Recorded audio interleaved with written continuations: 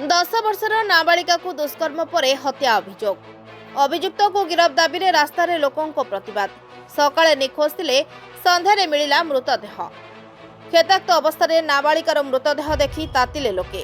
तृतीय श्रेणी छात्री को दुष्कर्म और हत्या को नहीं भद्रक चांदबाली रे उत्तेजना। तृतीय श्रेणी छात्री को दुष्कर्म और हत्या को नहीं भद्रक चांदबाली रे उत्तेजना। जंगल मृतदेह उद्धार पर चांदबाली आरडी रास्ता बालिका छकरे रास्ता अवरोध। जड़े 10 वर्षर नाबालिका को दुष्कर्म पर हत्या करा जायछि। गतकाली संध्यारे उल्लग्न अवस्था मृतदेह उद्धार हेबा परे चांदबाली सहर में उत्तेजना प्रकाश पाइछि। ए घटना प्रचार हेबा परे आखपाख अंचल हजार हजार संख्यार लोक सेठारे रुंड होई भद्रक चांदबाली मुख्य रास्ता को बालीगाँ ठारे अवरोध करथिले। पुलिस पहुंची उत्त्यक्त लोकों को बुझासुझा करथिले मध्य हत्याकारी को तुरंत गिरफ करबा दाबी रे अड़ी बसिछंती। Bureau report Odisha digital.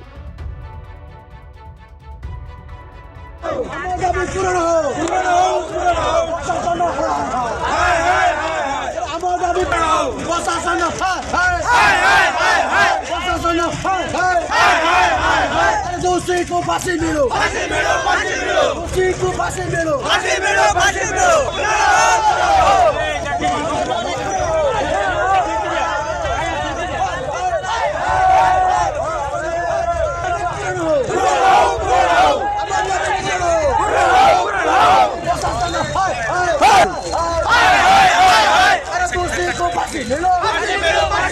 दोषी को फांसी मिलो।